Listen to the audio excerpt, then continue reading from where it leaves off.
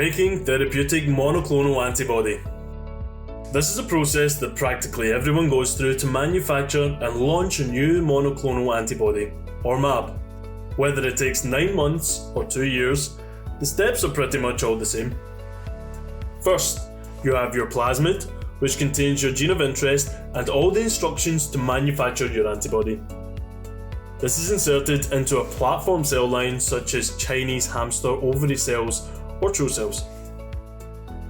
You need to find a platform that will steadily and consistently produce your desired antibody.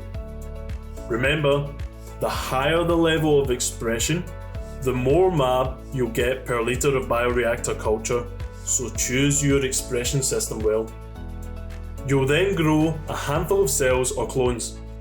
Each clone will produce antibodies with varying characteristics. That's where we come in. Through a variety of analytical techniques, we can help identify the cell clone that makes your antibody best of all, and that's the winner you need to bank. So once you've laid down and characterised your master cell bank, the first milestone is complete. So what's next? You need a bioreactor. You take a vial from your working cell bank and grow it up in a big tank for a week or so to make lots and lots of your antibody.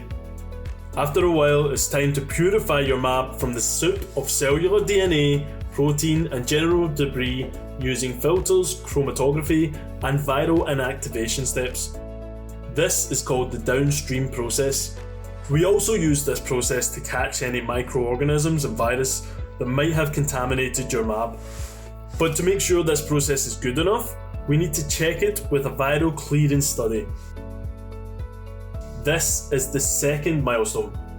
Right, so you have your high titer producing cell line, your culture conditions are spot on, you can clean and polish your mAb and also remove anything that's not supposed to be there, but only in theory.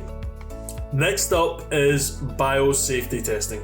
Regulators around the world all agree you still need to check for adventitious agents, virus, bacteria, mycobacteria, and residual process contaminants such as protein, DNA, to check that your product is safe.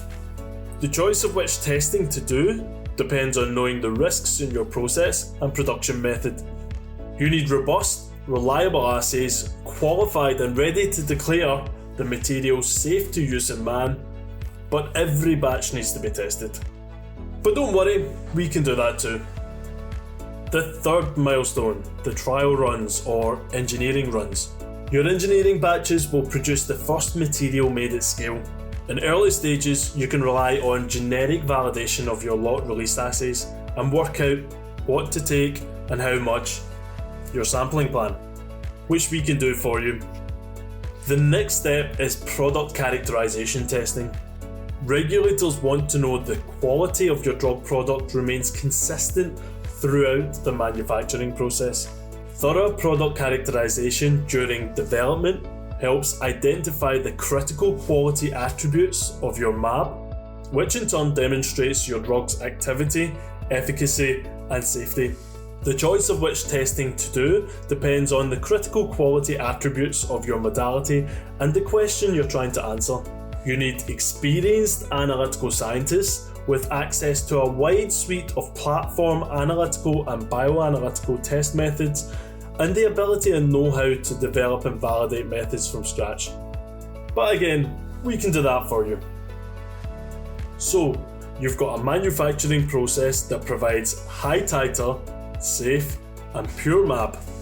So now you'll need to collect all your data and send a dossier to the regulators to approve and grant you a license to your investigational new drug. For further information on UK and US assays, what testing is needed at what stage, why we need these assays and when they can be qualified, take a look at the testing schedules in the Salesforce.com toolbox.